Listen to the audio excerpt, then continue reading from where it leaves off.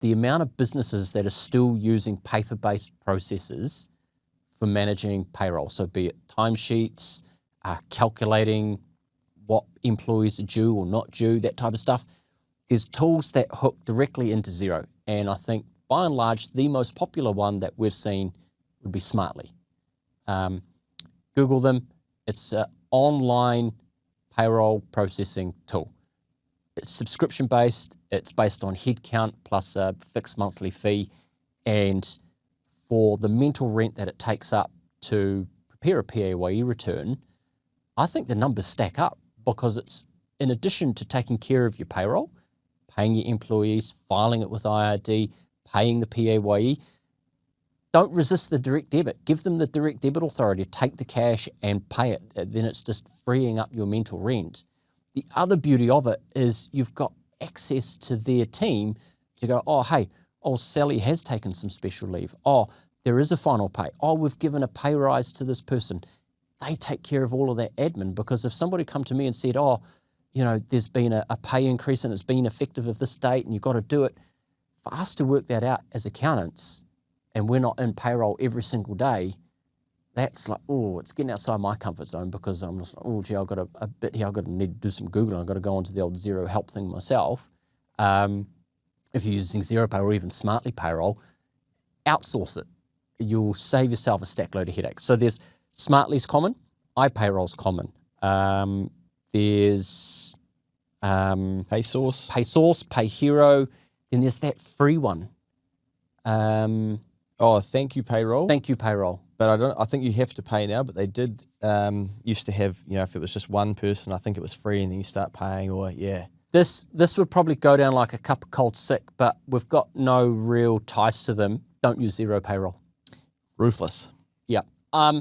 If you're a really small business and you're all on fixed salaries, yeah, sure, do it. But if you've got probably more than 5 employees and there's wages in there, or there's numbers of different pay cycles and there's starting to get a little bit of complexity to it, I would suggest something else. I still reckon don't, And I appreciate...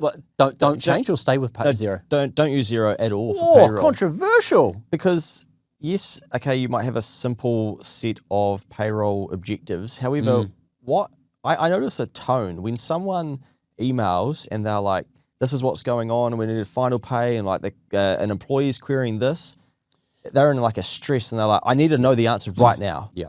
And with Xero Payroll, you're sending off a support query, and then you have to say like urgent, like please call me.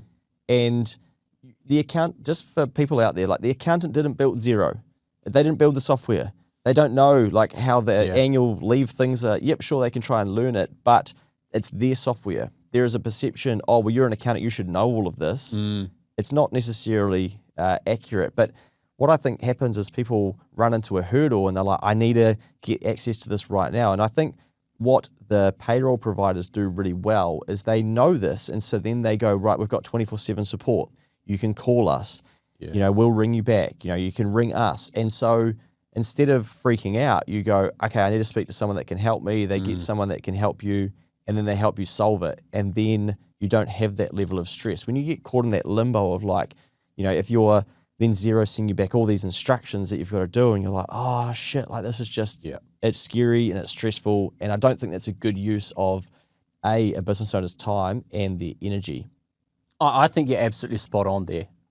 Like using the example of Ben getting his final pay, I would have to say overwhelmingly that is the most common question, particularly out of Xero Payroll, when somebody gets their final pay slip and it breaks down their leave entitlement, and the way it's presented on a pay slip is confusing for an employee. They're going to go to the business owner. The business owner is not going to know the answers, so they're going to go to the accountant. The accountant's going to look at it and go, uh-oh, I've now got to get my head into this. And it's hard to explain. The answers are on the Xero help section, but it's quite hard to understand if you don't have that background of understanding the differences between how leave's accrued and the technical rules around it. To save yourself that anguish and all the feelings that come with it, outsource it. So as Luke said, Smartly, iPayroll, all of these ones that they've got contact centers that you can go, hey, look, somebody's left. Oh, we've run the pay slip. Here it is. They've got a question. Flick the question to them, and then boom, they can come back, and they can come back relatively quickly